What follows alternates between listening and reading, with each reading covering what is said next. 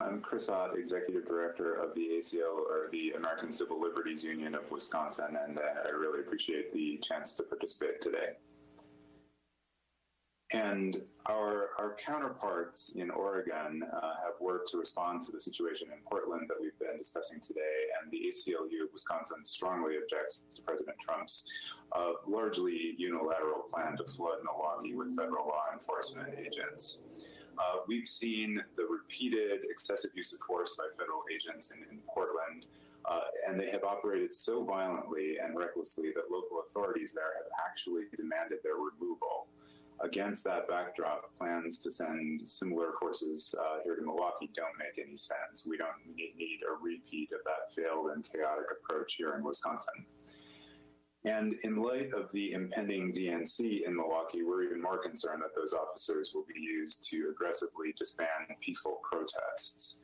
When officers, whether they are federal, state, or local, move through a neighborhood in armored vehicles, meeting peaceful protesters with rounds of tear gas, rubber bullets, and other munitions, they intensify tensions when what they should be doing is trying to defuse them.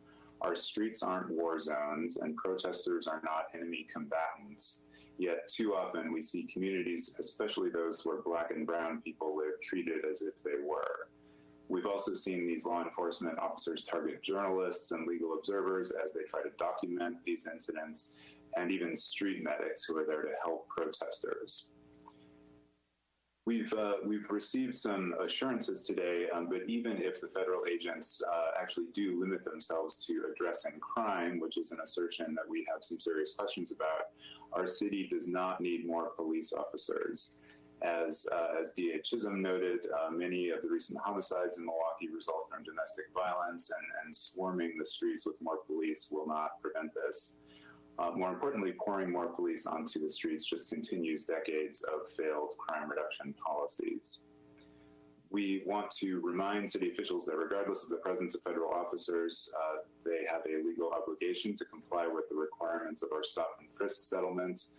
This means that police can't just stop people on the street without reasonable suspicion of criminal activity, and it means that they cannot profile Black and brown members of our community.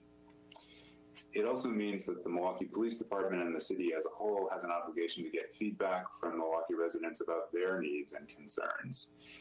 And we already know that what our community needs and demands are instead more services to prevent violence and to attack the root causes of crime, things like poverty, joblessness, and a lack of health care and housing and more.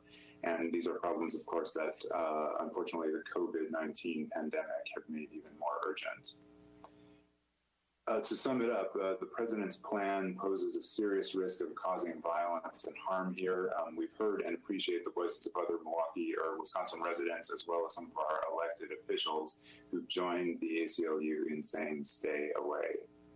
Thank you.